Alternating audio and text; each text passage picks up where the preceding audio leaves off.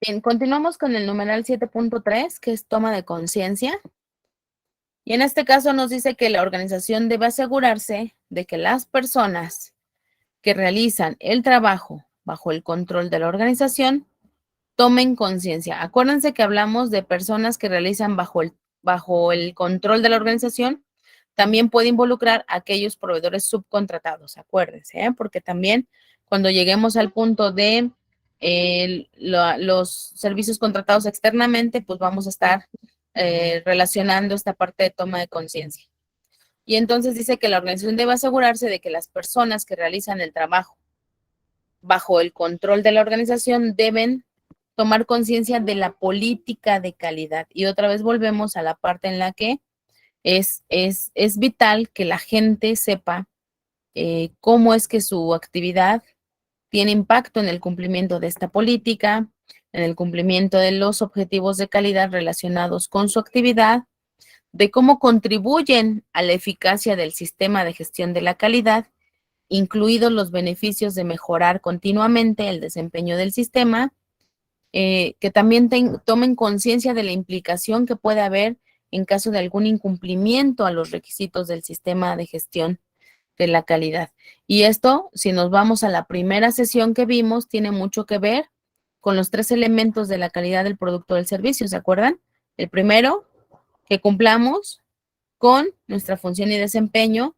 El segundo, que realmente se perciba el valor, ¿no? Entonces, esta toma de conciencia apunta a ayudarnos a ese valor percibido para que la gente sepa la importancia de su trabajo y también aquella implicación en caso de que no hagamos lo que nos toca. ¿Cómo puede afectar a los procesos algún incumplimiento desde su proceso? ¿Vamos bien hasta aquí? Entonces, como evidencia de pues tenemos que decir qué estrategia vamos a tomar para la toma de conciencia y sobre todo la evidencia que vamos a generar para asegurar que realmente la gente es consciente de esta situación. Entonces, pues se puede hacer a través de cursos, que en todos los cursos hablemos de la importancia de cumplir con la política, de los objetivos, de cómo contribuimos, también de que conozcamos la implicación en caso de algún incumplimiento. Puede hacerse a través de la lectura de los documentos del sistema de gestión de la calidad, puede hacerse a través de campañas de difusión de toma de conciencia, que Recursos Humanos nos ayude a hacer una campaña de sensibilización, no sé, trimestral, bimestral, para que a la gente no se le olvide, etcétera. Y entonces, evidencia de esto, pues puede ser que a lo mejor le hagamos a la gente una pequeña evaluación y a través de preguntas que sepamos si realmente conoce su contribución a la eficacia del sistema de gestión, conoce su impacto en el cumplimiento de la política y los objetivos de calidad y que también conoce qué puede pasar si es que hay algún incumplimiento. ¿De acuerdo? Entonces, pues es parte de la evidencia documentada que podemos generar para evidenciar que eh, cumplimos con este requisito de toma de conciencia y, bueno, también cuando tomen un curso de auditoría se van a dar cuenta que también evidencia de auditoría puede ser tomada en cuenta la declaración de hechos que haga la gente. Entonces, también esto se une o se puede cruzar con las respuestas que pueda dar la gente, ¿no? A lo mejor yo documentalmente ya obtuve cierta información, pero también es importante que cuando alguien entreviste a nuestro personal, el personal sea capaz de expresar esta toma de conciencia, ¿de acuerdo? A través de sus comentarios, a través de sus declaraciones que pueda hacer al respecto. ¿Dudas hasta aquí?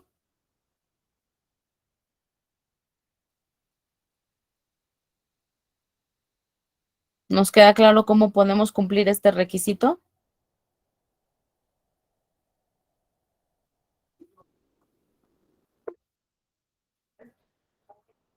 Ok, sí. Adelante, Elías. Sergio.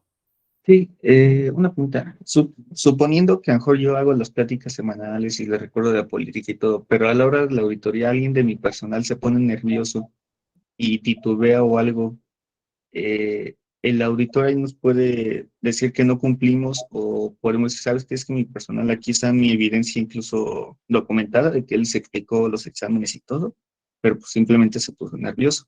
Sí, sí, o sea, haz de cuenta que aquí cuando ya tienes un auditor competente, o sea, si una persona se puso nervioso, pero logra ver que en las demás se demuestra esta toma de conciencia, por supuesto, él va a comprender que es alguien que se puso nervioso y lo tiene que considerar, ¿no?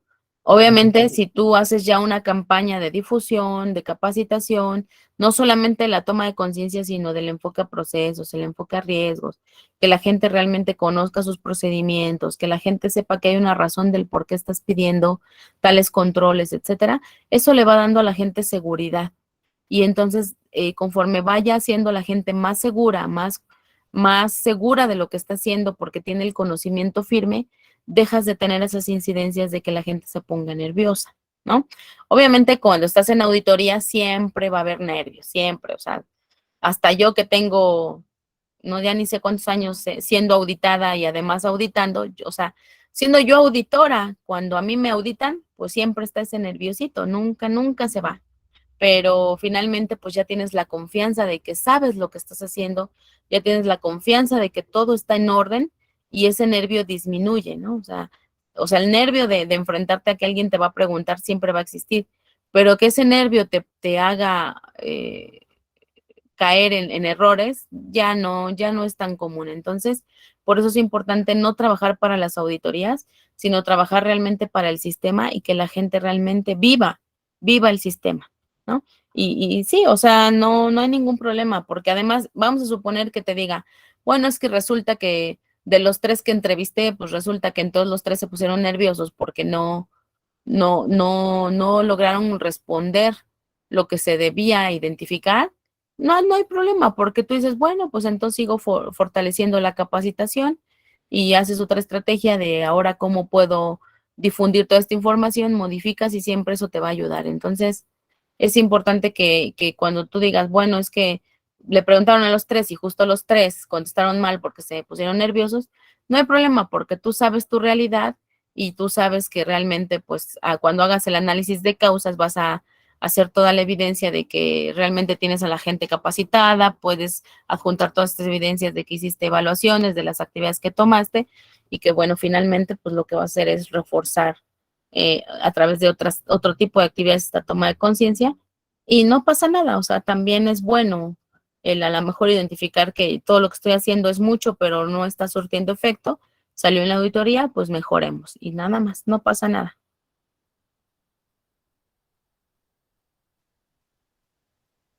Muy bien, Sí, todo muy bien, muchas gracias. no al contrario. Bien, si nadie más tiene otro comentario, vamos al siguiente requisito que es el de comunicación. Y aquí dice que la organización debe determinar, entonces en algún lugar debemos de tener documentado qué va a ser para nosotros considerado como comunicación interna o comunicación externa. ¿De acuerdo? ¿Se acuerdan cuando vimos que hay que poner disponible la política de calidad para las partes interesadas externas? Sí, ¿Qué medio de comunicación utilizamos para ponerles disponible esta política a las partes pertinentes externas? la página web de la empresa. Así es, ¿verdad? Entonces, eso puede ser determinado como comunicación. Entonces, aquí hay que declarar, para que toda la gente sepa, donde decimos, bueno, se ha determinado como comunicación interna pertinente al sistema de gestión de calidad, a lo mejor los correos electrónicos, los comunicados o memorándums, ¿no? Las minutas de reuniones, si es que su sistema así lo ha determinado, pero también es importante que ustedes digan, asimismo, los mismos registros generados de todas las actividades que se realizan en el sistema. Porque vamos a suponer que vamos a hacer un cambio de turno y para ese cambio de turno hay una bitácora donde se establecen los pendientes del turno anterior al turno que estamos haciendo ahorita. Pues esa es una comunicación interna, ¿no? Las bitácoras, los formatos, los registros. propios del sistema de gestión de la calidad. Entonces, yo puedo determinar como comunicación interna, otra vez resumo, podemos decir que no sé, en servicios SADCB se ha determinado que como comunicación interna se van a considerar correos electrónicos, memorándums, comunicados internos, asimismo todos los registros que se generen a través de las bitácoras y formatos del sistema de gestión de la calidad, ¿no? Y como comunicación externa hacia proveedores, clientes y demás partes interesadas, serán comunicados toda la información que publiquemos en nuestra página de internet, que a través de correos electrónicos y memorándums o comunicados tanto emitidos por otras organizaciones como los que nosotros podamos emitir hacia ellas, ¿no? Y entonces ya determiné cuáles son las comunicaciones internas o externas. Ahora bien, ¿qué elementos deben de tener estas comunicaciones internas o externas? Debemos de tener siempre, y esto, acuérdense que cuando hablamos de los procedimientos que deben de contestar todo el tipo de preguntas de qué voy a hacer, cómo, cuándo, dónde, por qué, para evitar ambigüedades en mis procedimientos y dar lugar a que la gente diga, ah, no, pues yo lo hago así porque el procedimiento nada más dice que debes verificar, pero pues no me dice si con alguna lista de verificación, no me dice ni en qué tiempos ni nada. Entonces yo lo hago así, pero resulta que mi otro compañero lo hace asá. Entonces ya no estamos dando las mismas garantías de calidad, ¿de acuerdo? Entonces, para asegurar que la comunicación sea efectiva, sea eficiente, este estándar nos dice que cada vez que hagas una comunicación interna o externa, tienes que asegurarte que esta comunicación incluya qué vas a comunicar, cuándo lo vas a comunicar, a quién lo vas a comunicar, cómo lo vas a comunicar y quién comunica. ¿De acuerdo?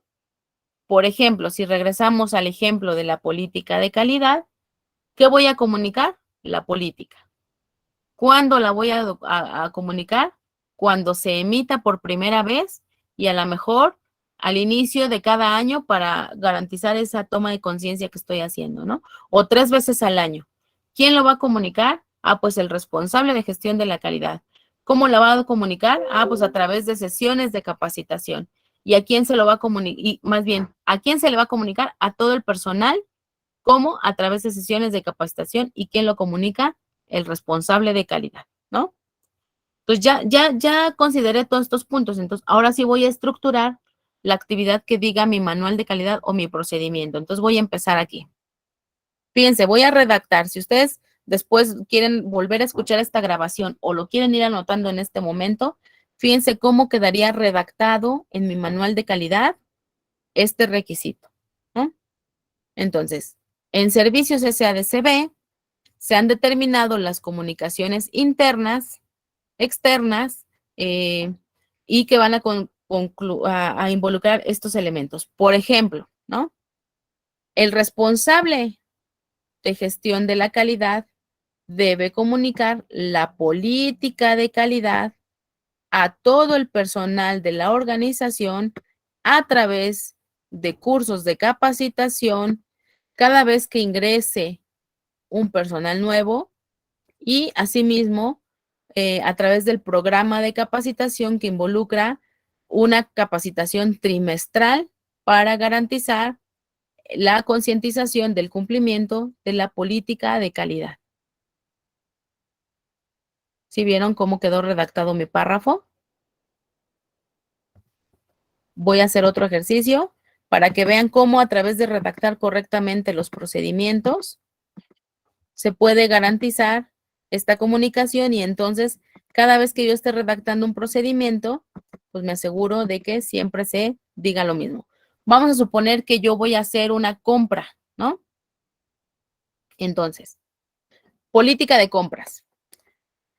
El responsable del servicio o insumo a comprar debe elaborar una requisición de compra misma que debe de ser aprobada por la alta dirección y debe de entregarla al responsable de compras cada vez que requiera la adquisición de algún producto o servicio. Vimos cómo ¿Cómo quedó? ¿Me expliqué o lo repito? ¿Vamos bien? En este último ejercicio, ¿qué voy a comunicar? La requisición de compra. ¿Quién la comunica? El responsable de la compra de ese insumo o el que está solicitando el insumo. ¿Cómo lo comunica? A través de la requisición de compra. ¿A quién? Al responsable de compras. ¿Y cuándo? Cada vez que requiera comprar algo. ¿Sí lo vamos viendo? ¿Quieren que hagamos otro ejercicio? ¿Quieren decirme como qué les gustaría? ¿Cómo puedo comunicar qué? ¿Qué les gustaría? Por ejemplo, el perfil de puestos, ¿no? Que dijimos que debe de ser consciente el personal de sus responsabilidades y autoridades, ¿no? ¿Qué voy a comunicar? El perfil del puesto o las responsabilidades y autoridades del personal, ¿no? Entonces, ¿qué voy a comunicar? Las funciones y responsabilidades entonces. Voy a empezar. El responsable de recursos humanos debe informar el perfil de puestos al personal que ocupa cada puesto, bueno, cuando es de reciente ingreso y tenerlo disponible de manera permanente en su carpeta de copias controladas, ¿no? Bueno, ahí ya puse cómo lo vamos a hacer. Y también a través de una capacitación durante la inducción inicial. Entonces, ahí a lo mejor me perdí. Lo vuelvo a retomar. El responsable de recursos humanos debe dar a conocer el perfil de puesto a todo el personal que forma parte de la empresa a través de poner disponible su perfil de puesto cuando sea de reciente ingreso y de manera permanente al mantener una copia del perfil de puesto en la carpeta de copias controladas del sistema de gestión de la calidad. ¿Ya vieron cómo hice una redacción de responsabilidad? Y me aseguro que se involucren al menos estos 5 elementos. Y así, todo lo que queramos documentar en nuestros procedimientos, si yo voy redactando párrafo por párrafo de lo que quiera comunicar considerando estos 5 elementos, entonces me voy a asegurar que mis procedimientos sean procedimientos eficaces, que no tengan ambigüedades. Y cumplo también con este numeral 7.4 que es comunicación. Entonces yo puedo ahora sí que declarar aquí que estos elementos se consideran durante la redacción de todos nuestros manuales y procedimientos, por lo tanto, se garantiza que la comunicación interna o externa sea eficaz para el sistema de gestión de la calidad. Y terminé. ¿Cuál es la evidencia de esta comunicación? Primero, la declaración que puedo hacer en mi manual de calidad. Y segundo, que cuando un auditor quiere ir a corroborar si efectivamente se considera, puede leer párrafo por párrafo de todos mis procedimientos y todos me van a ayudar a cumplir estos elementos de la comunicación. ¿Vamos bien? ¿Me expliqué con esta parte?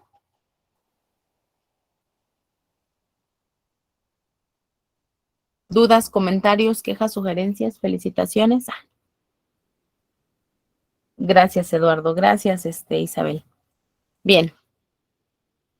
Si no tenemos dudas, vamos con el siguiente requisito, que es información documentada, y que este numeral se los pasé en la primera sesión para que nos fuera fácil el cómo vamos redactando estos procedimientos. Ya ven que a lo largo del curso les he estado diciendo procedimiento de esto que debe decir esto, procedimiento de lo otro que debe decir lo otro, y ahorita pues otra vez, ¿no? Entonces, aquí ya nada más lo voy a ver de manera rápida y sencilla porque ustedes ya tienen información que pueden volver a revisar en caso de que haya duda, y en este caso, información documentada. Lo más relevante es que debemos de tener la información requerida por este estándar ISO 9001 y también la información documentada por la organización, ¿de acuerdo? Más bien más bien que se determina como necesaria por la organización.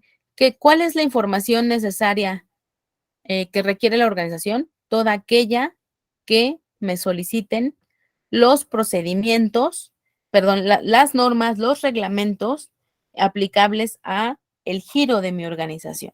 ¿Voy bien hasta aquí? Si nos queda claro esta parte de la información requerida por esta norma, bueno, pues todo lo que hemos ido hablando al respecto, más la información documentada que me puede ir pidiendo, por ejemplo, una NOM 059, si es que estoy en el giro de medicamentos, una NOM 241, si es que estoy en el giro de dispositivos médicos, una NOM 251, si es que estoy en el giro de alimentos, una, no sé, cualquier norma que les aplique a ustedes, ¿de acuerdo? La 035, la 036, etcétera. Y la extensión de la información documentada puede variar de una organización a otra. Así es que no dejen que nadie les diga, ay, no, es que tienes 20 procedimientos, que poquitos, ¿eh? O sea, no, tu sistema no está bien porque como que todo cupo en 20 procedimientos, ¿no? No, si así lo requiere mi organización, es correcto.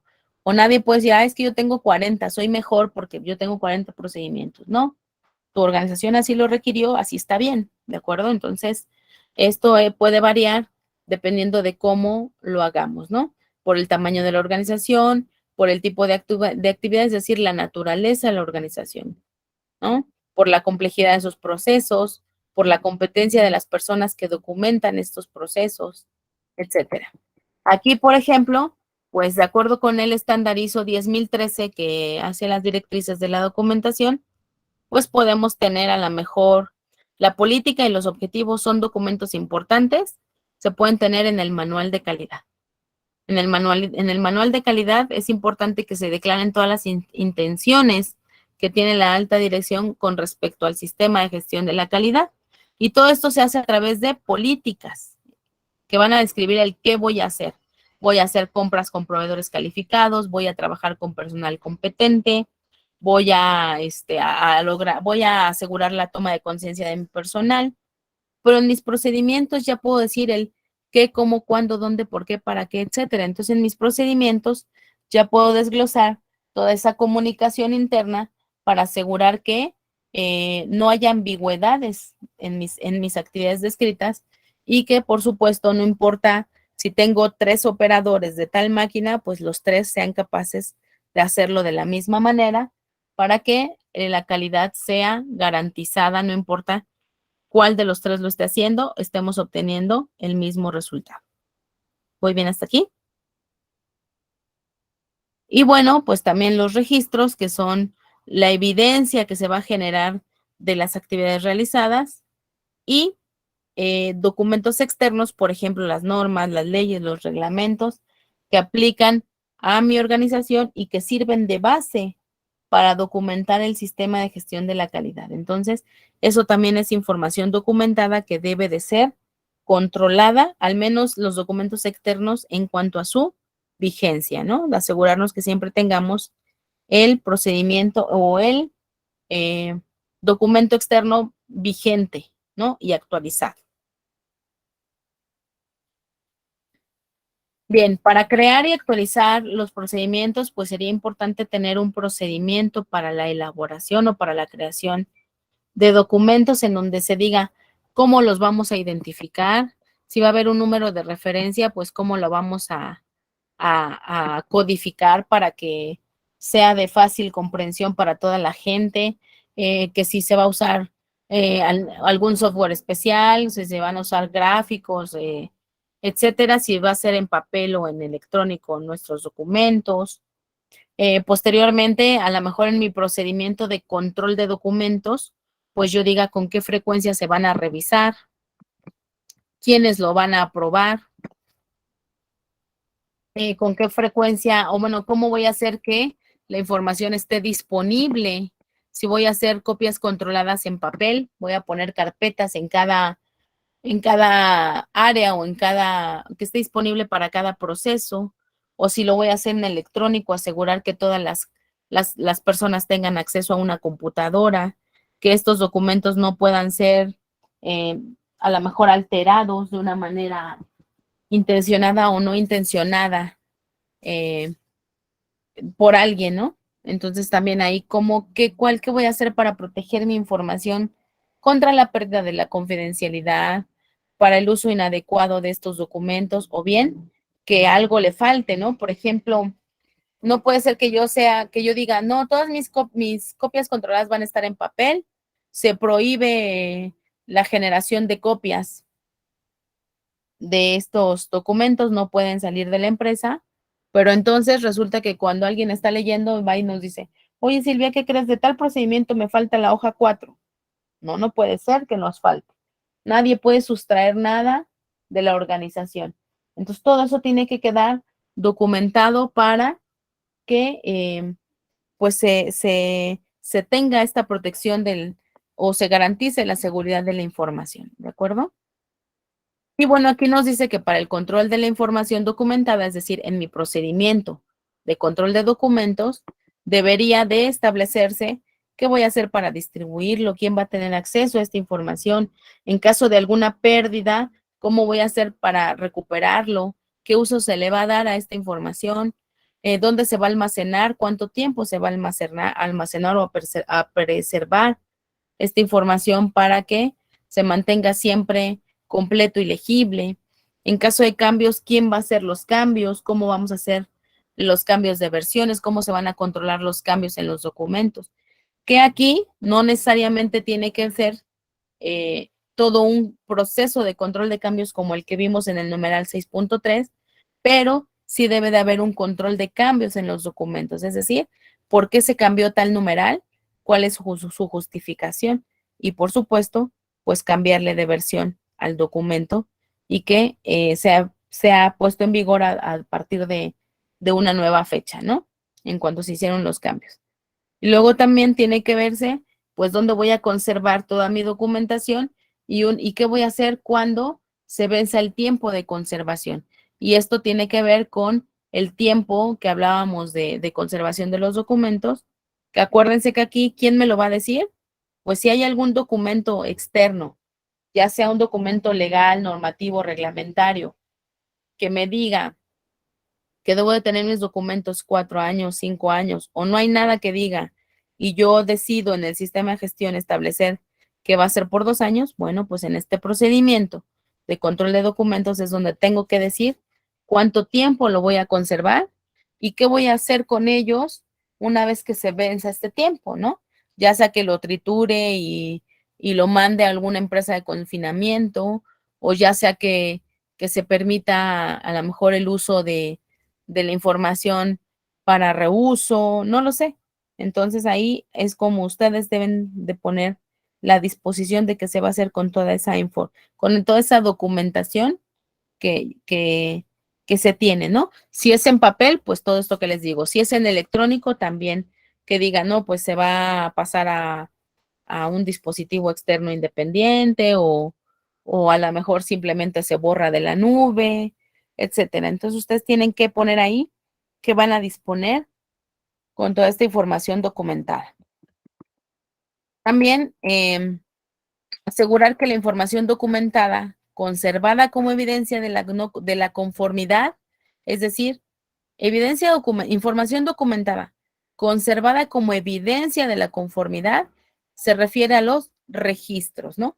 Y entonces, ¿qué voy a poner? Aquí puedo tener un procedimiento para el control de registros en donde yo ponga todos los lineamientos para asegurar que mis registros están protegidos de modificaciones no intencionadas. Uno de los lineamientos es que pongamos que deben cancelar los espacios vacíos y sin ocuparse, ¿no? O sea, que se evidencie que los espacios vacíos están justificados porque se canceló de manera correcta. También es importante que si hay errores en los registros, pues se rubriquen, se identifique la identidad de la persona y la fecha en la que estoy haciendo esa corrección al registro, ¿no? Que también para garantizar pues sí, la legalidad de mis registros y que no haya riesgos de que alguien más haga algún cambio no reconocido, pues no se debe de usar el corrector. Esto se basa en las buenas prácticas de documentación, porque siempre que hay un error, la regla es que se debe de garantizar que se puede tener acceso a la información original. Entonces, por eso es que para cancelar un error se debe de poner una línea, poner el valor correcto y rubricar la identidad de la persona que hizo la corrección en el registro. Y si usamos corrector, pues entonces ya no se puede ver esta parte, ¿de acuerdo? De la información original. Por lo tanto, una política en mi procedimiento de control de registros es que se prohíbe el uso de corrector. Se prohíbe el uso de lápices porque ahí pueden borrar la información y yo no me doy cuenta. Se debe de usar únicamente pluma con tinta indeleble, ¿no? Para evitar que alguien lo borre. También debemos de prohibir que se encimen los números o las letras. No se puede, te equivocaste, no puedes encimarlo. Mejor cancelas, como aquí, y vuelves a escribir el valor correcto. E identificas la autenticación de que tú hiciste esa corrección, ¿de acuerdo? Y también no se permite tachar toda la información porque entonces se incumple de nuevo el tener acceso a la información original. ¿De acuerdo? ¿Hasta aquí vamos bien? La información documentada de origen externo, es decir, todas las normas, leyes, reglamentos, manuales de máquinas por parte del proveedor, manuales de manejo de equipo, etcétera, por parte del fabricante, etcétera, es importante que se identifique, es decir, la puedo tener a lo mejor en una lista maestra de documentos externos, ajá, y se controle en cuanto, por ejemplo, a su vigencia, que a lo mejor una vez o dos veces al año hagan una revisión para ver si la norma oficial mexicana que me aplica pues sigue siendo vigente, si no ha habido cambios en el diario oficial de la federación, ¿de acuerdo? A fin de que si sale un proyecto nuevo, pues yo tenga acceso a esa información y se empiece a hacer la actualización correspondiente o tengamos información de que ese proyecto a lo mejor en tal fecha se va a convertir en norma. Bueno, pues cuando se emita ya no voy en ceros, ya empecé a ver, a censar cómo va a estar el cambio para cuando llegue, pues yo ya pude hacer un cambio planificado, ¿de acuerdo? Se conecta con el 6.3 de cambios planificados. ¿Vamos bien hasta aquí?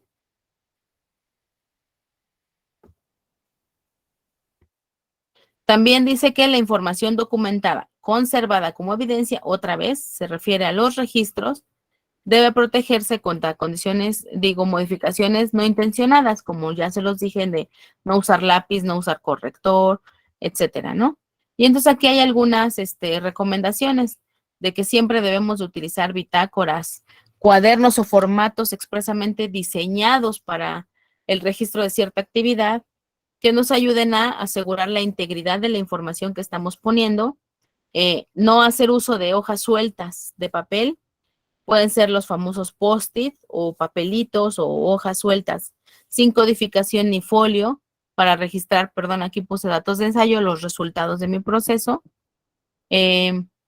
Tampoco, asegurar que los registros se elaboren de forma legible, más bien, como les decía, no utilizar tinta como plumas de gel, lápiz, etcétera, porque se debe de recomendar siempre que sea tinta indeleble y no hacer uso de corrector para evitar que se esté haciendo un borradero de la información y no sabemos ni qué sucede, ¿no?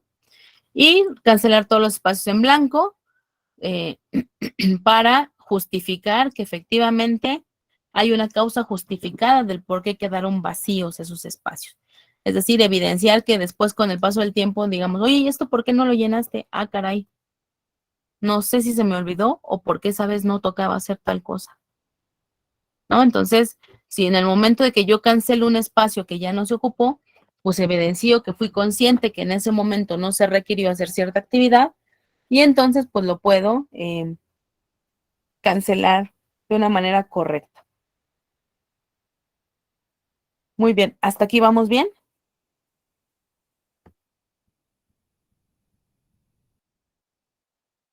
Y realizar respaldos de todos los registros que se mantengan de manera electrónica a fin de que pues no se pierda la información en el camino, ¿no? Actualmente pues ya usamos las nubes, ¿no? Aseguramos que la nube tenga toda la información segura y aquí, bueno, pues nada más tendríamos que tener el control de los accesos a quién tiene acceso a esta información. Y bueno, pues también a lo mejor hacer un respaldo de la nube, ¿no? Otra nube que respalde la nube por cualquier cosa.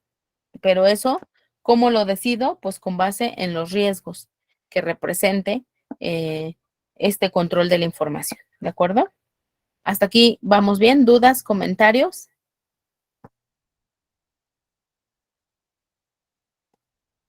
Nos vamos a los requisitos de operación, que ya estamos en el numeral 8. Seguimos entonces en la etapa de la mejora continua. ¿En qué etapa estamos?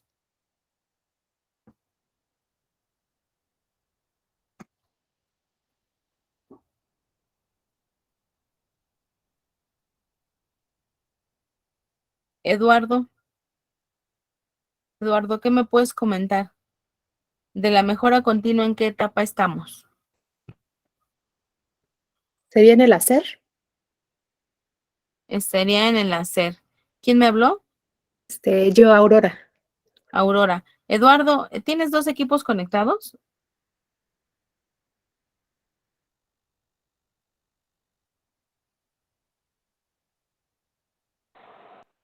Sí, tengo dos equipos, efectivamente. Tengo la computadora y tengo el teléfono. Sí, me tardo un poquito en encender el micrófono, pero aquí estamos al tanto. Ok, perfecto. Bien, entonces, bueno, vamos a continuar con los requisitos de operación.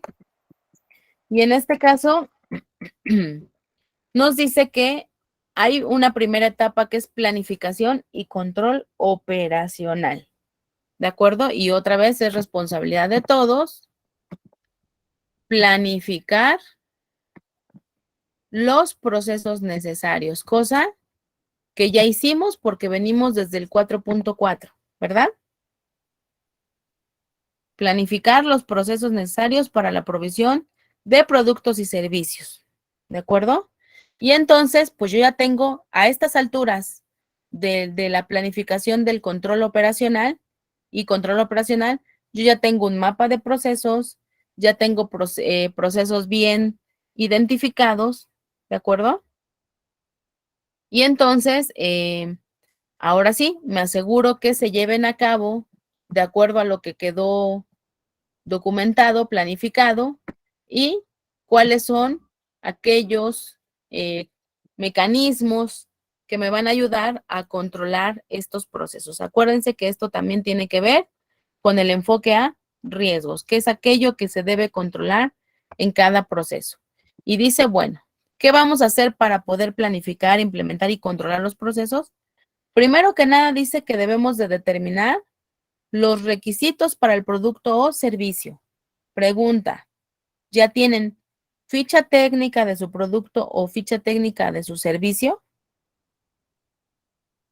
Habíamos hablado de los comedores o los restaurantes de comida rápida. ¿Dónde está este requisito del producto o del servicio? En la carta, ¿verdad? En el menú. Lo mismo pasa con ustedes. Si hacen un servicio, por ejemplo, de comercialización de insumos, pues tiene que estar bien definido en qué consiste mi servicio, ¿no? Y también debe de tener a la mano, pues, la ficha técnica del producto que le voy a comercializar. Entonces, para aquellos que prestamos servicios a través de un producto, pues son dos cosas, ¿no? La especificación de mi servicio y también las fichas técnicas de los productos que comercializo. ¿Vamos bien hasta aquí? Evidencia de cumplimiento de esto, fichas técnicas o como le quieran llamar, a las especificaciones o a la determinación de los requisitos del producto y del servicio que ofrecen. ¿Ya lo tienen? ¿No lo tienen? Hay que revisar si está completo y si no se tiene, pues hay que hacerlo. ¿De acuerdo? Una primera evidencia de este requisito. Especificaciones o determinación de los requisitos de los productos o servicios, y esto se puede hacer a través de especificaciones, ¿de acuerdo? Documentos donde detallen muy bien la descripción de nuestro producto o servicio. Bien. Siguiente, el establecimiento de criterios para los procesos y criterios para la aceptación del producto o servicio. Si lo vemos desde el enfoque a procesos, ¿cuáles serían los criterios para los procesos? Jesús, ¿qué me puedes ayudar diciendo un ejemplo de criterios para un proceso?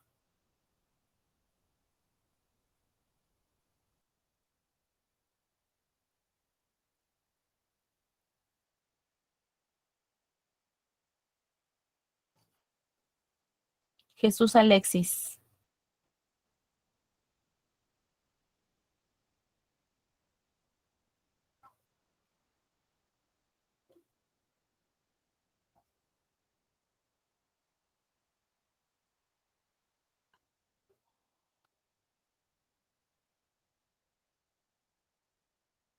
¿No estás presente, Jesús Alexis? Ok, me voy con Carla Martínez, por favor. Le escribió por el chat Jesús Alexis que si le podría repetir la pregunta, maestra. Ah, ok, perdón, no me llega el... Déjenme ver.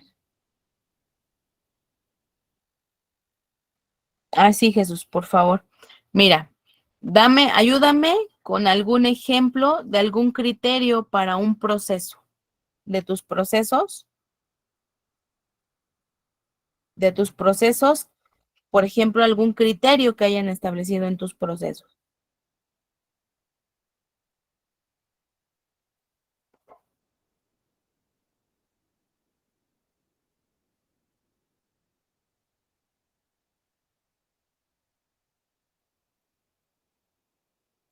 Sí, Rebeca, para un servicio, puede ser el CV empresarial, sí puede ser la especificación del servicio. Sí puede ser, pero para el producto, a menos que pongan las especificaciones de tus productos en el CV, pues podría ser. Pero normalmente aquí, pues es ya una ficha técnica como tal del producto, ¿no? Donde hables de características de calidad, características de funcionamiento, etcétera.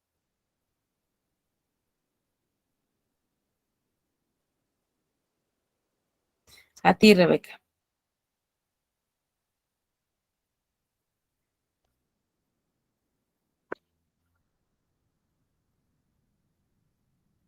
Ricardo, te escuchamos. Una duda, por ejemplo, habla de las fichas técnicas, Ujú, pero si son, por ejemplo, diferentes servicios y productos, o sea, hay que elaborar una ficha por cada servicio. claro. Ok. Por ejemplo, en mi caso que A menos, tenemos, ajá, sí, te escucho. en mi caso que tenemos, por ejemplo, maquinaria para hacer, no sé, un torno, eh, tenemos, no sé, corte láser, o sea, hay que hacer una ficha técnica de cada una de las máquinas, o bueno, el servicio que ofrece cada una de las máquinas. Se puede hacer una ficha técnica de cada servicio que ofreces y tú no ofreces la máquina, tú ofreces el corte. Entonces tú tienes que hacer tu requisito para ese servicio de corte. A lo mejor tú vas a decir, ah, bueno, utilizo tales máquinas en ese corte. Entonces tú no tienes que hacer ficha técnica de la máquina, del torno, sino tienes que hacer ficha técnica del tipo de corte que vas a ofrecer.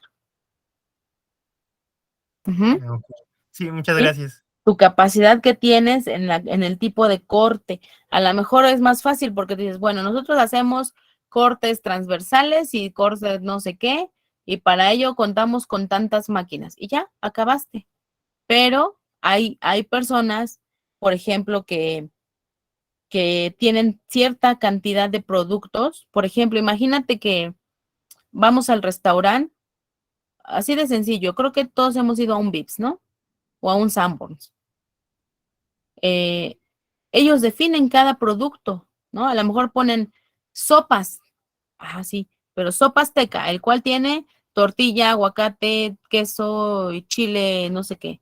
Y lo tienen aunque sea en chiquito, pero lo desglosan. Nunca dicen nada más, tenemos sopas y ya, ¿no? Sino que van desdoblando producto por producto, desglose en particular, que lo agruparon en la hoja donde están todas las sopas, sí, por eso es lo que les decía, sí se tiene que hacer de cada producto a menos que tengan un producto en común o una parte del proceso en común. Por ejemplo, regresando al ejemplo de los alimentos, que digas, bueno, pues manejo sopas de pasta, ¿no? Y entonces, pues todos tienen un proceso en común en el que a lo mejor la pasta se hierve y ya nada más la diferencia es el gratinado o la diferencia es la preparación final, ¿no? O puedes tener ensaladas y a lo mejor ensaladas de verdura fresca y nada más la única diferencia es el tipo de aderezo, ¿no? Que si es no sé, un chorro de aderezos que puede haber, ¿no? Entonces, ahí ya nada más, dependiendo todo lo que tengas en común, lo puedes agrupar y ya nada más destacar lo que tenga variaciones. Pero sí se debe de tener requisitos para cada producto o servicio que estoy haciendo. O sea, si yo hago 5 servicios, pero todos tienen que ver que hago los mismos cortes, pues entonces yo nada más hago la especificación para cada corte. ¿De acuerdo? No importa si ese corte lo quieres en una varilla, en un tubo, mientras sea metal, pues aplica el mismo principio. Bueno, pero si para una varilla es diferente, pues entonces tengo que especificar el corte para varilla, el corte para tubulares, el corte para ciertos tipos de metales, ¿no? Entonces, ahí es donde yo tengo que desglosar mi producto de diferente y esta determinación de requisitos pues tiene que ser tan precisa para que no haya sorpresas tanto para la empresa como para el cliente. ¿De acuerdo? Ok, muchas gracias. Sí, gracias a ustedes. ¿Sí nos va quedando claro entonces la determinación de estos requisitos para los productos o servicios?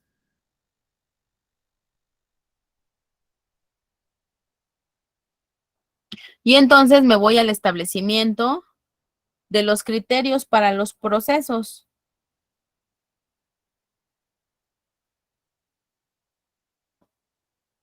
Ujú. Y entonces ahora sí,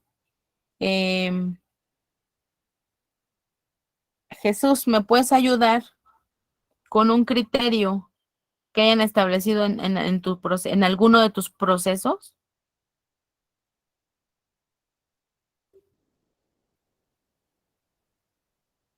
¿Qué tipo de criterios pueden establecerse en los procesos? Puede ser, por ejemplo, los tiempos de calentamiento, ¿no? Ok, Jesús, muchas gracias.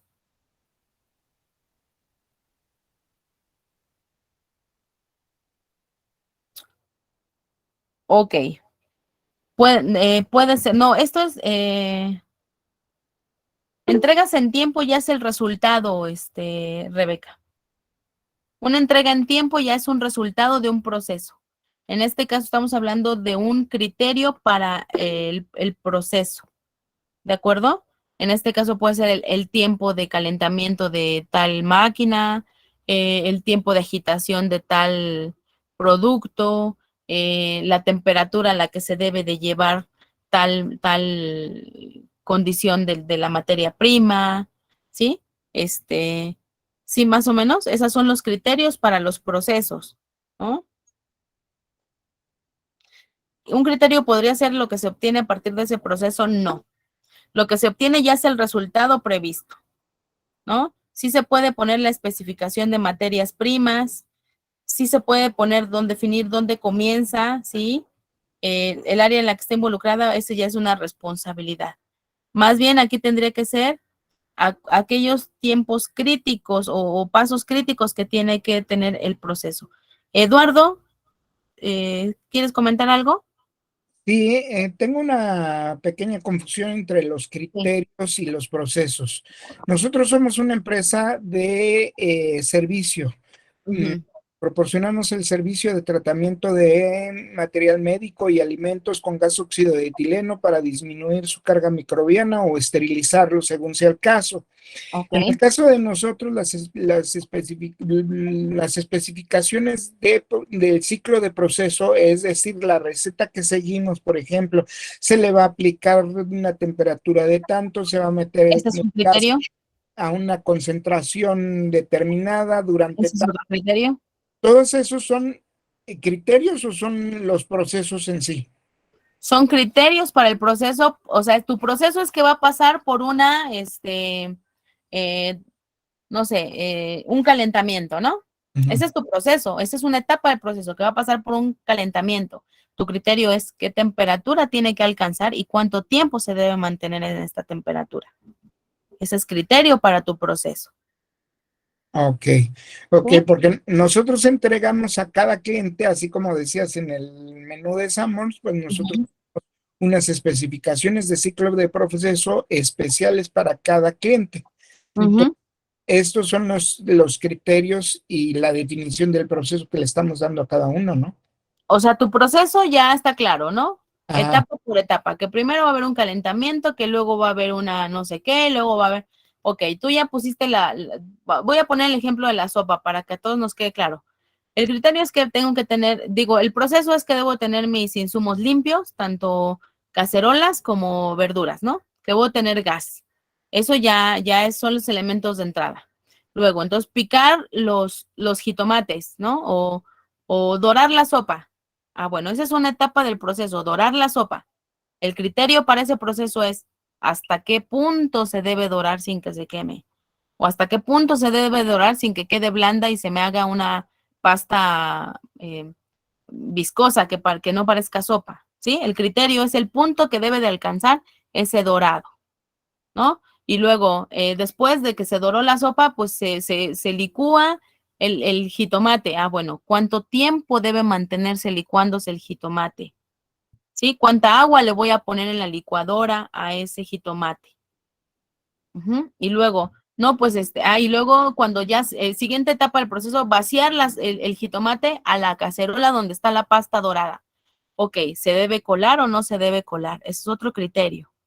¿Sí me explico? O sea, las etapas no se ven afectadas, porque primero se dora la pasta, se muele el jitomate, se vacía el jitomate a la cacerola, esas son etapas. Los criterios son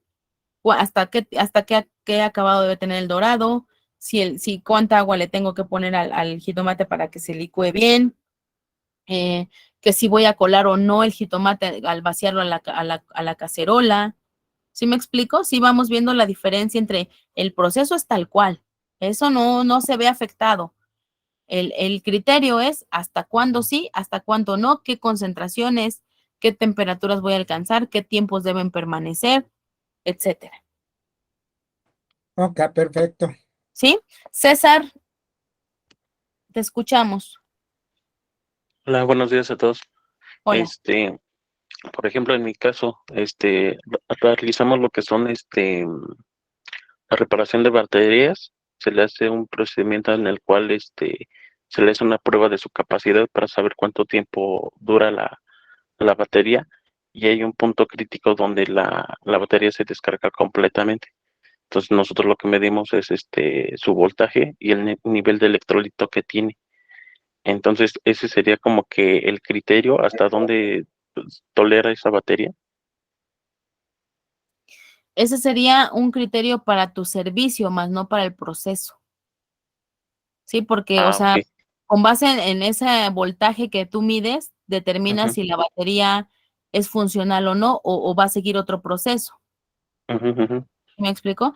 Pero el criterio para tu proceso, por ejemplo, es cuando la cargas, cuánto tiempo la pones a cargar. Ah, O, ok. o que si la vas a someter a cierta prueba, bueno, con qué voltaje lo vas a someter, o etcétera, ¿no? Pero el Ajá. que si la batería alcanza cierto voltaje o no, eso ya es especificación de tu producto. Ok, entonces sería lo del servicio. Criterio del Ah, servicio. del servicio, así es. Ah, ok, gracias. Ujú. Sí.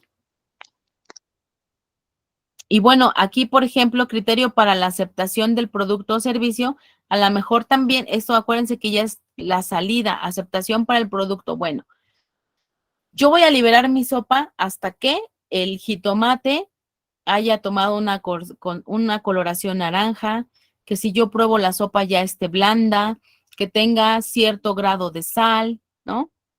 Entonces, ahí ya liberaré, ya aceptaré mi sopa, mi producto, ¿no? Para poder empezar a llamar a mis comensales y que vengan a comer, ¿no?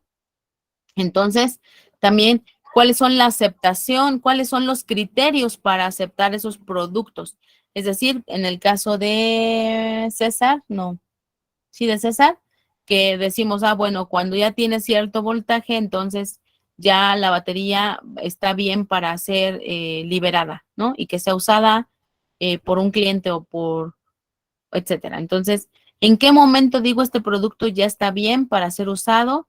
¿En qué momento decimos o bajo qué condiciones decimos que este producto o servicio ya está liberado para ser utilizado? ¿Sí me explico? Entonces también necesito tener criterios para aceptar los productos o servicios. Y en este caso, digamos, la determinación de los requisitos para el producto o servicio es una parte, ¿no? Que tiene que ver con mis fichas técnicas del producto o del servicio. En segundo lugar, el establecimiento de criterios para los procesos, es decir, que voy a controlar etapa tras etapa en mis procesos. Y luego, establecimiento de criterios para la aceptación del producto. Cuando ya llegue al punto final de mi proceso, ¿cómo voy a saber si mi producto está bien o no para ser entregado a mi cliente? ¿Cómo sé si mi servicio está bien o no para ser liberado a mi cliente? ¿Sí vamos bien?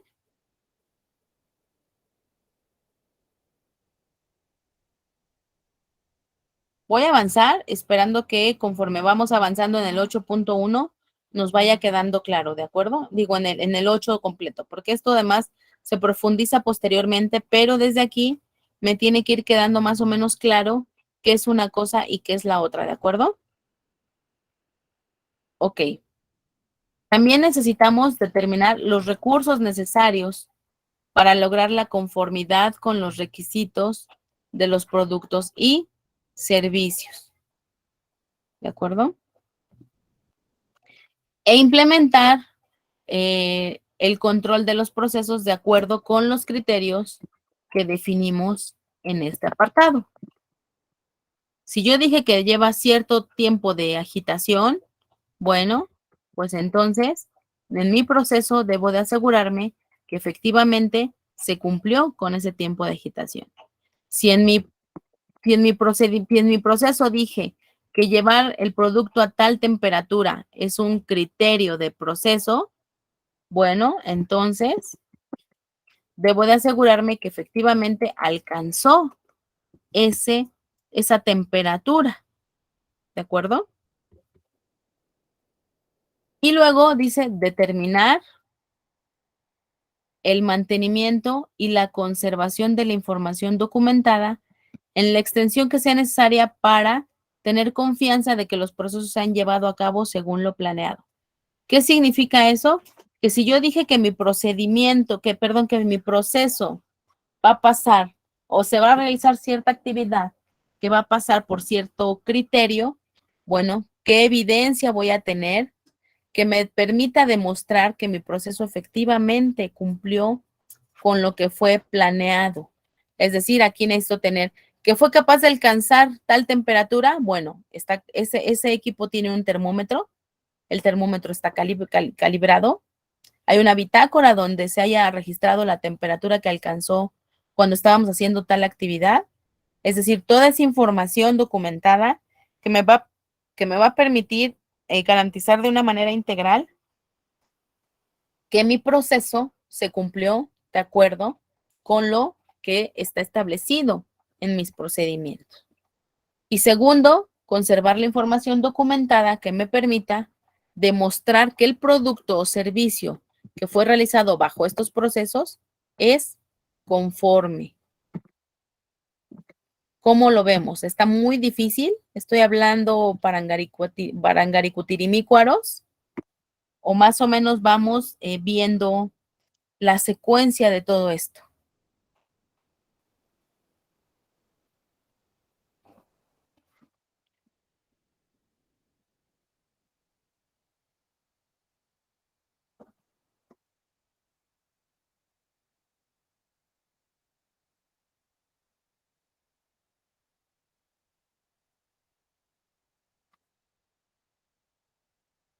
¿qué me pueden opinar?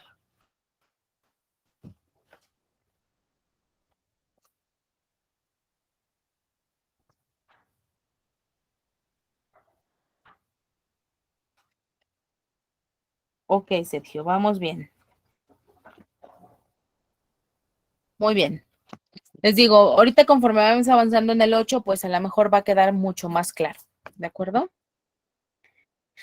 Y luego también dice que la salida de esta planificación y control operacional debe ser adecuada a las operaciones de la organización. ¿Qué significa? Que los resultados que tengamos, pues tiene que ser acorde al proceso. Yo no puedo modificar mi proceso. El proceso es quien debe darme las pautas para saber qué controles, qué criterios son los que voy a estar poniendo, ¿de acuerdo? Y la organización debe controlar los cambios planificados en el control operacional y revisar las consecuencias de los cambios no previstos, tomando acciones para mitigar cualquier riesgo, cualquier efecto adverso, según sea necesario. Y entonces otra vez volvemos a lo mismo. Este se relaciona con el numeral 6.3 cuando hablamos de cambios en los procesos, ¿no?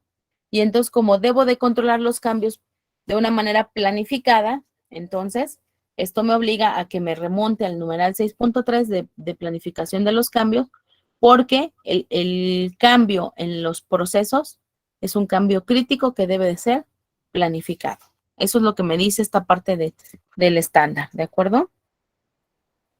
Y luego también me dice que la organización debe asegurarse de que los procesos contratados externamente estén controlados. Y esto tiene que ver con aquella parte de subcontratación que estamos haciendo o contratación de servicios externos, ¿de acuerdo?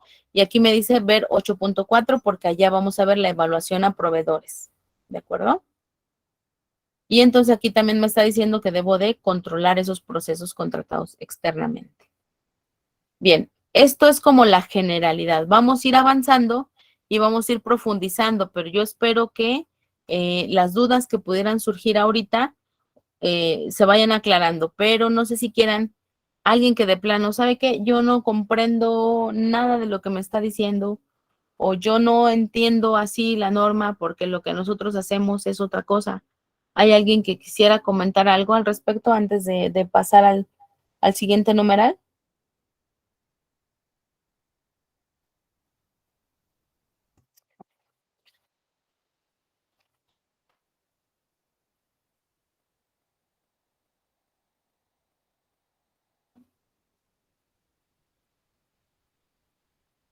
Ok, muchas gracias. Todo bien. Bueno, esperemos que vayamos aclarando todas estas dudas. Gracias, Gloria.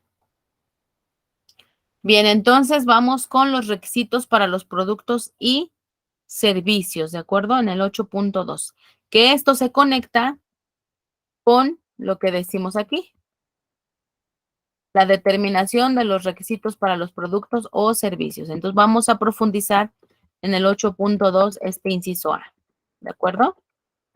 Ahora sí.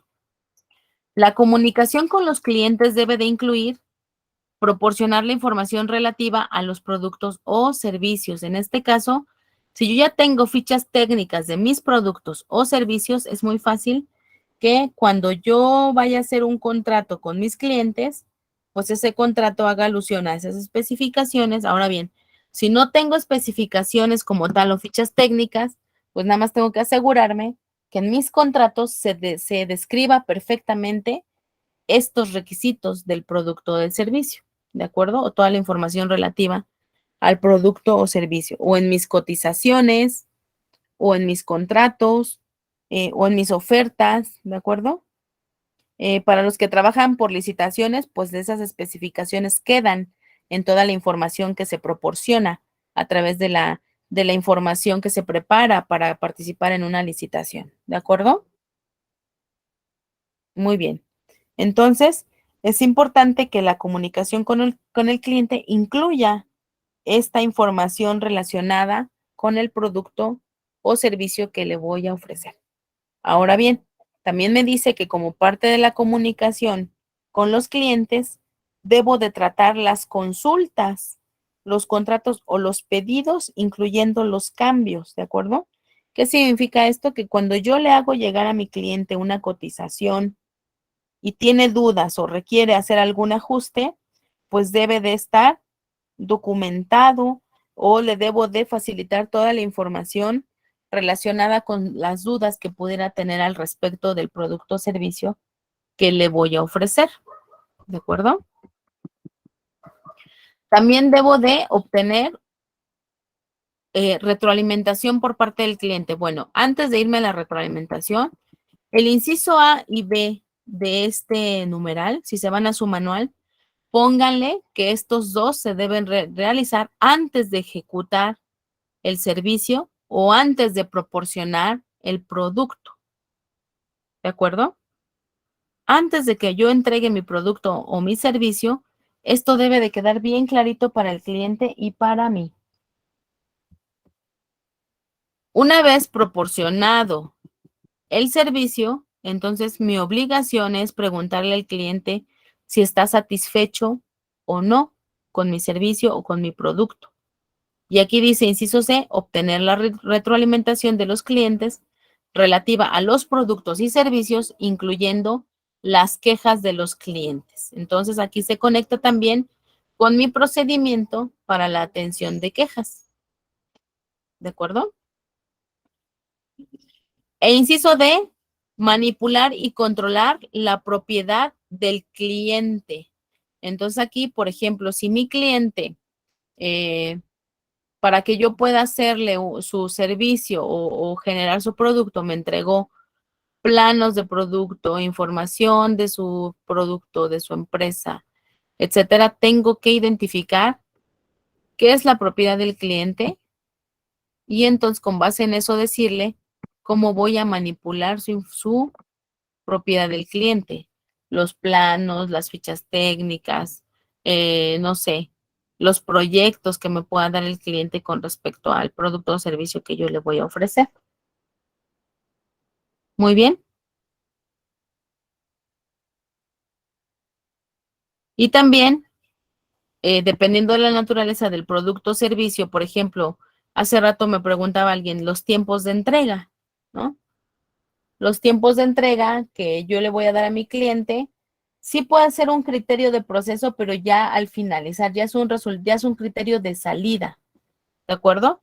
Y entonces también establecerle a mi cliente qué podría pasar o si hay requisitos específicos para el caso de contingencias, por ejemplo, que no alcancemos a terminar a tiempo, que a lo mejor el producto se dañe o que, no sé, que tenga que algo, que pasa algo y qué vamos a hacer para contener el problema con respecto a su producto o servicio. Y eso dice cuando sea pertinente y aquí lo tomamos en cuenta esto cuando por alguna situación hay un riesgo relacionado con el producto o servicio, ya que es un riesgo inherente a mi producto o servicio, ¿no? Por ejemplo, ¿qué podría ser?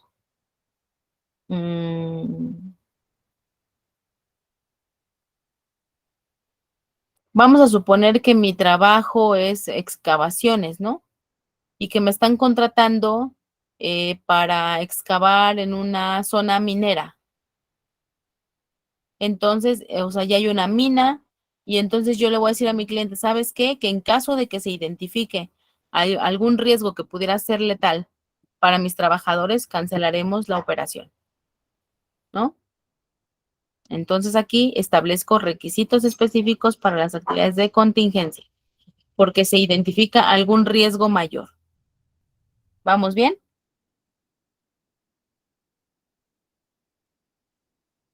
Eso, pues, ¿cómo lo voy a saber si aplica o no? Pues porque conozco la naturaleza de mi producto, conozco la naturaleza de mi servicio y por lo tanto sé que debo de poner más condiciones en mis cotizaciones o en mis contratos o en las especificaciones de mi servicio, ¿de acuerdo?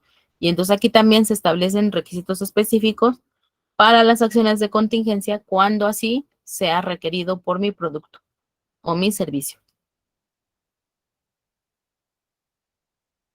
¿Vamos bien? Cuando se determinan los requisitos para los productos y servicios que se van a ofrecer al cliente, la organización debe asegurarse que Los requisitos se definen incluyendo cualquier requisito legal. Por ejemplo, si estamos en el área de alimentos, pues tiene que ver con todos los requisitos relacionados con la inocuidad de los alimentos, ¿verdad? Si estoy hablando de medicamentos o insumos para la salud, pues mi producto, mi servicio ya incluye cualquier requisito que apunta al cumplimiento de las buenas prácticas de almacenamiento y distribución que garantizan la calidad o integridad de mis insumos para la salud. ¿De acuerdo? Entonces, esos requisitos para los productos o servicios que voy a poner en mis fichas técnicas también ya deben de abarcar el cumplimiento de estos requisitos. Y también aquellos requisitos considerados necesarios por la organización. Por ejemplo, que si yo me voy a comprometer a entregarle en 5 días porque la capacidad de mi proceso dice que en 4 días yo hago su producto o su servicio, bueno, pues por lo que sea entre los trámites administrativos, etcétera, los tiempos de entrega que yo le voy a dar son 5 o 6 días. Y eso ya es un requisito considerado como necesario para mí como organización. ¿Voy bien?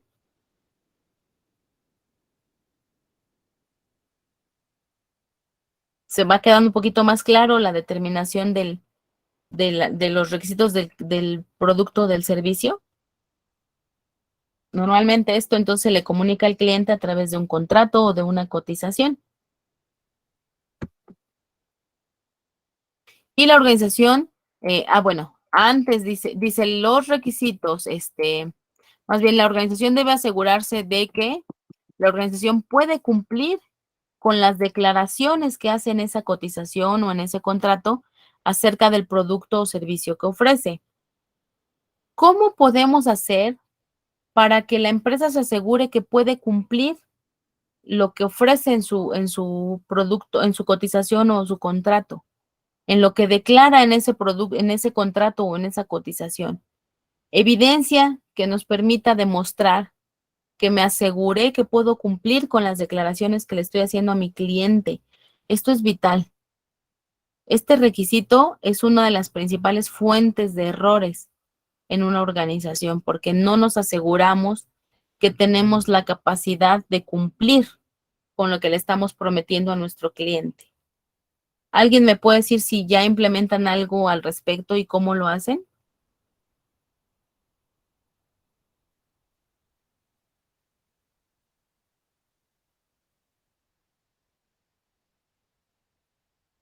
Normalmente a este numeral se le conoce como análisis de la capacidad instalada. ¿Alguien ya hace un análisis de capacidad instalada en sus procesos?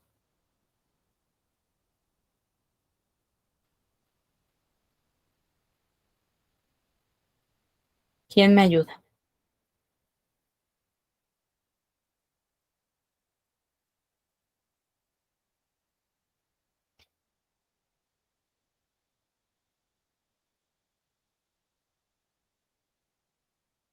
Bueno, ¿cómo se puede hacer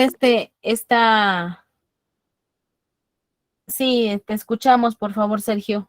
Bueno, por parte de la empresa en la que estoy, no creo que, bueno, no sé más bien si tenemos el análisis de capacidad instalada, pero como nuestros productos son, digamos, ya más que todo reembalses o pequeñas fabricaciones que son más como adecuaciones o diluciones, pues creo que lo que declaran es lo que les ofrece el vendedor, ya sea las aplicaciones para las que se van a utilizar, el tiempo de vida y los aportes sensoriales que dan mis productos. Creo que es la parte de declaraciones por parte de la empresa en la que estoy. Ok, sí. Acuérdense que bien lo acabas de decir, Sergio. Normalmente estas declaraciones las hacen los vendedores.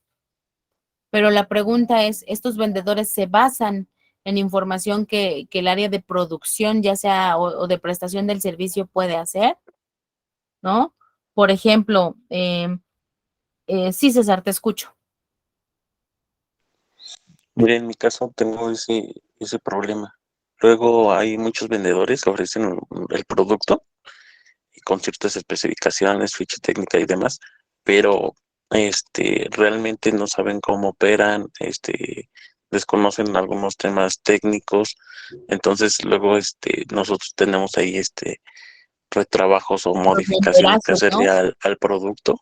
Exacto. Y obviamente yo creo que en esa parte lo que hace falta es como que capacitación de parte del vendedor, que se Ujú. acerque con nosotros, que somos directamente servicio, y ver algunos detalles, algunas mejoras que se pueden hacer en esos casos. Así es. Así es. Entonces aquí en mi procedimiento de ventas debería de haber un control que antes que la gente de ventas ofrezca algo al cliente, primero tiene que pasar por el área de prestación de servicio o el área de producción para que producción pueda avalar ese compromiso que está dando el vendedor hacia el cliente. Les voy a poner un ejemplo muy sencillo y espero que con esto más o menos empecemos a darle forma a esta especificación del producto o servicio, ¿de acuerdo? Porque esta capacidad de cumplir con las declaraciones que estamos haciendo es de vital importancia, ¿de acuerdo? Vamos a suponer que ustedes van a tener una fiesta. Acuérdense del ejemplo del arroz, ya les puse el ejemplo del arroz, ¿verdad? Que yo me dedico a hacer arroz. Y a lo mejor ustedes me dicen, ¿sabes qué, Silvia? Hoy es sábado, son las 11:43. Queremos a ver si nos puedes ayudar con un arroz para mañana domingo, ¿no? Entonces yo les voy a decir, ¿sabes qué? Es sábado, son las 11:43. Ok, voy a hacer mi análisis de capacidad instalada. Primero quiero saber para cuántas personas necesitas, porque ¿cuál es mi capacidad instalada? Primero yo necesitaría tener determinada cuál es mi capacidad instalada. ¿Y cómo se determina la capacidad instalada? Es cuántas personas hacen la producción o cuántas personas hacen la prestación del servicio. En este caso, en mi caso del arroz, solo soy una persona, tengo una estufa, tengo solamente 2 cacerolas, porque tengo 4 cacerolas, pero solo le caben 2 de manera simultánea a mi estufa. Entonces estoy limitada solamente a uso de 2 cacerolas, ¿de acuerdo? Porque aunque tenga otras 2 de más, pues de nada me sirven porque solamente puedo cocer en 2 cacerolas a la vez. Las otras 2 podrían cocerse, pero en otro tiempo, ¿de acuerdo? Entonces, ¿cuál es mi capacidad? Bueno, que como cada cacerola es de 1 kilogramo y el tiempo de cocción del arroz entre que se remoja, se orea, se dora, se pone con el jitomate y se cose, pues vamos a suponer que es de 2 horas. No sé cuánto tiempo para 1 kilo, nunca hago 1 kilo, ¿va? Pero vamos a suponer que son de 2 horas, ¿no? Entonces digo, bueno, pues son 2 horas. En 2 horas yo te puedo hacer 2 kilogramos. ¿Para cuándo lo quieres? Para mañana, perfecto. ¿Y cuántos kilos quieres? No, pues quiero 10 kilogramos. Bueno, pues entonces necesitaría 10 kilogramos y yo puedo hacer por cada 2 horas 2 kilogramos. Entonces necesito por lo menos 5 horas. ¿Para qué hora lo quieres? No, pues que para las 12 del día. Bueno, yo tendría que empezar a trabajar a las 5 de la mañana o a las 4 de la mañana para terminar a las 11 y en lo que te lo llevo a las 12, sí, perfecto. Sí te lo puedo tener, me puedo comprometer a tenértelo, ¿no? Pero con ese análisis, si yo digo, a ver, yo tendría que empezar a trabajar desde las 12 de la noche, ¿a qué hora duermo, no? Mis hijos, tengo que atender a mis hijos. Entonces, ¿sabes qué? No, Sergio, yo no puedo hacerte el arroz porque no, digamos, de hoy para mañana no puedo, ¿no? Entonces, si lo quisieras para las 4 de la tarde, pues igual y te lo acabo, pero para las 12 del día ya no puedo comprometerme. ¿Por qué? Porque estoy analizando mis condiciones de producción, ¿de acuerdo? Si yo dijera nada más por vender, sí, no importa, yo veo cómo me las arreglo, te lo hago, pero no estoy analizando que se va a tardar 2 horas cada kilo de arroz por cacerola y que yo nada más puedo poner 2 cacerolas y que estoy yo sola, que además tengo que cuidar a mis hijos, que además tengo que atender que mi esposo se va a trabajar, que además no tengo mercancía, tengo que ir a comprarla, pues hoy no salgo, ¿de acuerdo? Entonces, analicé mi capacidad instalada y yo no puedo comprometerme en algo que no tengo la capacidad de cumplir, porque imagínense, o sea, de buena gana y por darle la atención a Sergio, o vamos a suponer Sergio que me lo pidió, yo le diría, sí, Sergio, no te preocupes, yo te lo tengo, él se va bien feliz a hacer su festejo y dan las 12 del día y el arroz no llega. ¿Cómo va a llegar él? ¿Cómo va a impactar mi falta como proveedor en sus procesos? Él ya tiene a toda la gente ahí, él ya tiene a la gente esperando comer.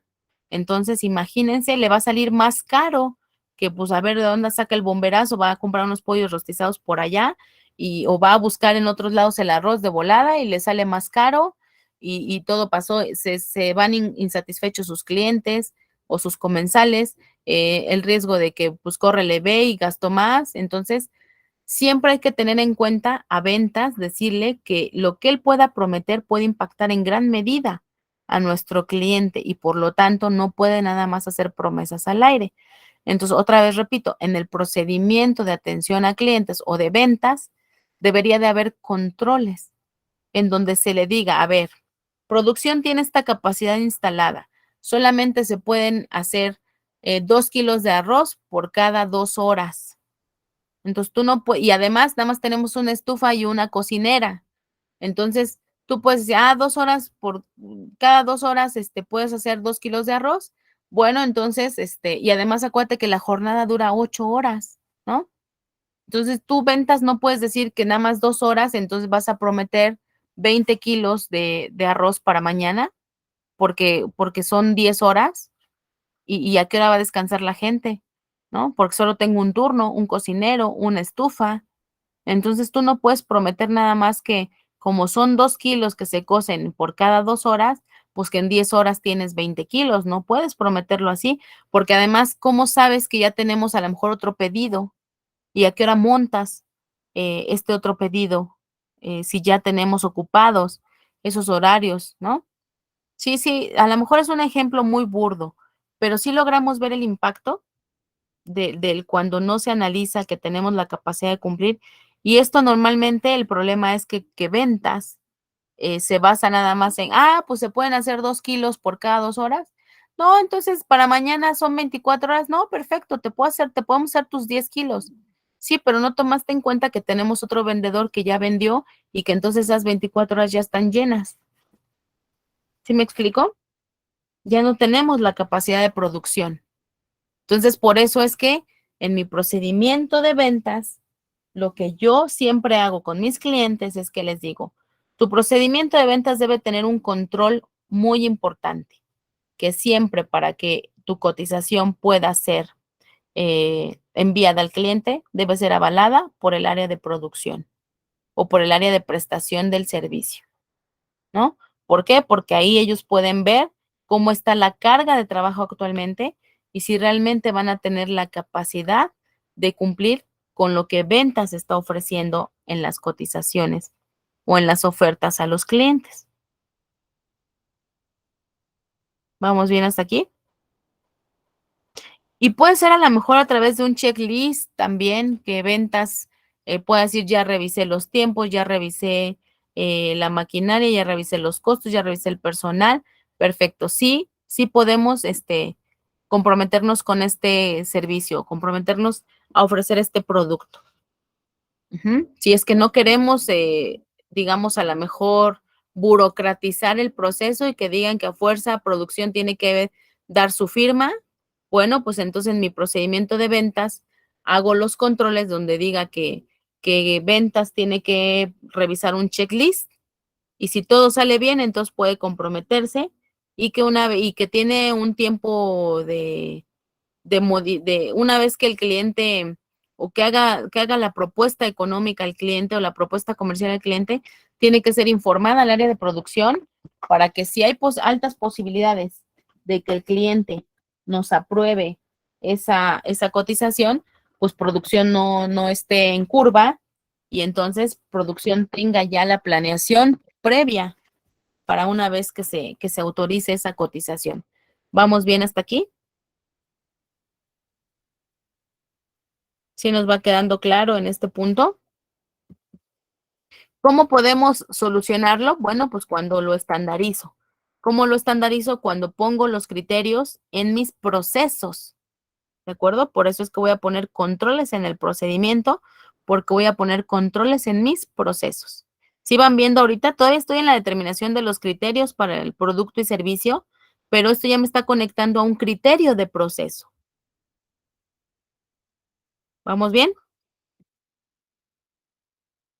Y luego me dice que la organización debe asegurarse de que tiene la capacidad para cumplir, creo que ya lo estoy repitiendo, no, inciso C, digo 2.3, la organización debe asegurarse que tiene la capacidad de cumplir los requisitos para los productos y servicios que se van a ofrecer a los clientes y entonces debe de llevar a cabo una revisión antes de comprometerse a suministrar los productos y servicios a un cliente. Esta revisión puede incluirse los requisitos especificados por el cliente, incluyendo aquellas actividades de entrega y posteriores a la entrega, los requisitos no establecidos por el cliente, pero necesarios para el uso previsto del producto o servicio. ¿De acuerdo? Por ejemplo, ¿cuál es el ejemplo de aquellos requisitos que el cliente no me especifica, pero que son necesarios para el uso previsto? Por ejemplo, cuando ustedes me van a comprar mi arroz, ustedes nada más me dicen que quieren arroz rojo y en tal tiempo para tantas personas.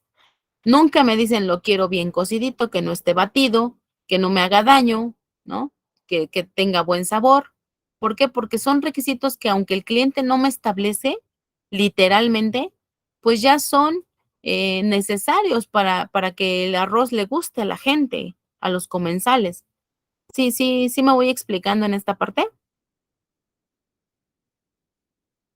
Y luego también dice que debo de considerar los requisitos especificados por la organización, es decir, que yo voy a cocer 2 kilogramos por cada 2 horas, que a lo mejor se lo voy a empacar en unas charolas o cómo lo voy a hacer, ¿no?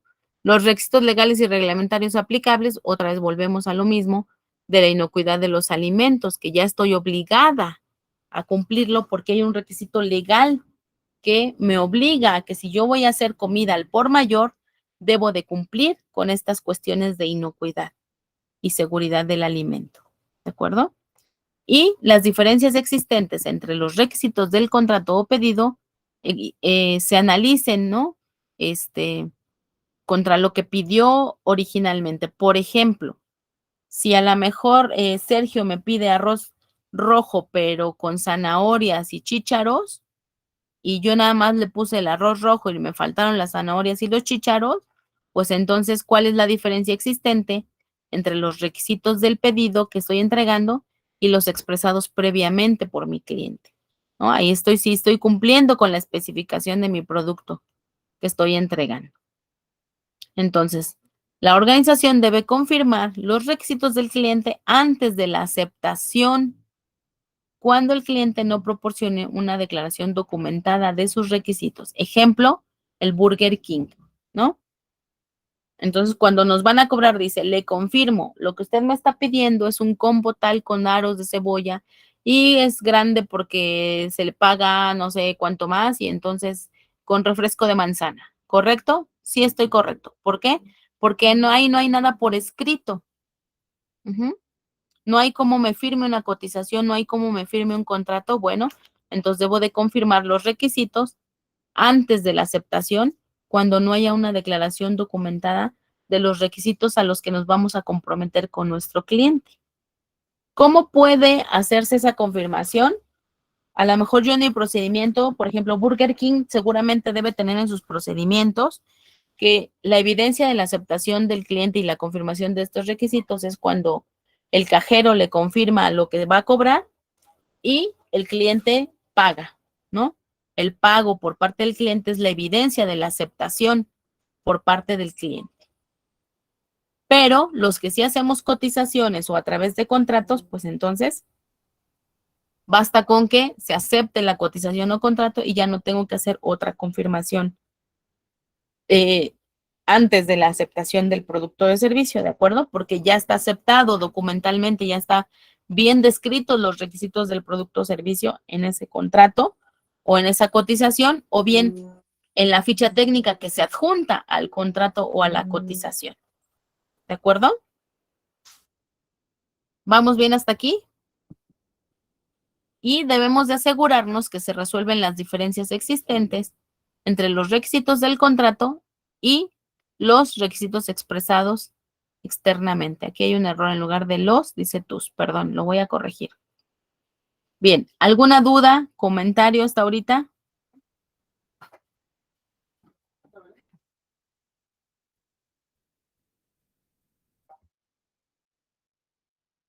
Y bueno, dice que debemos conservar la información documentada de los resultados de la revisión de estos contratos y cualquier requisito nuevo que pudiera surgir para nuestro producto o servicio si es que el cliente hizo modificaciones a la cotización, ¿no? Por ejemplo, ya a lo mejor Burger King, ¿no? Oye, ¿sabes qué? Ya te aprobé con cebolla o ¿sabes qué? Pero mejor siempre sí quiero las papas. Ya no quiero cancelar las cebollas y mejor siempre sí quiero las papas, ¿no? Entonces, cualquier requisito nuevo que haya habido para mi producto o servicio, pues debe de haber información documentada de que se está haciendo este cambio.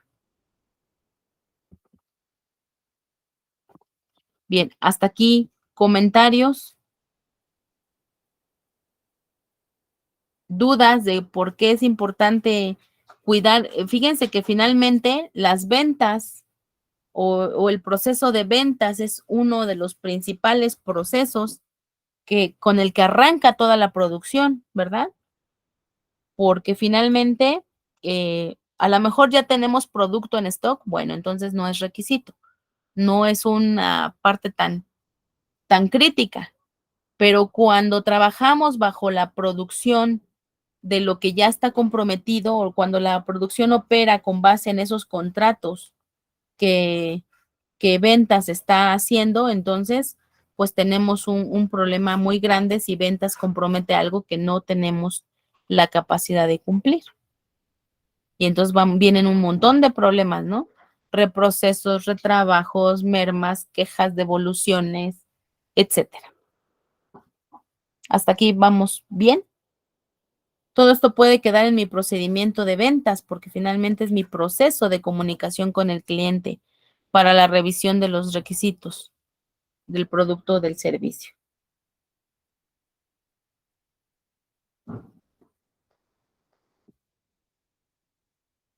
Muy bien. Si no hay más dudas, nos vamos al receso, chicos. Son las 12 del día. Nos vemos aquí 12:20, por favor. ¿Les parece bien? 12:20, nos volvemos a conectar.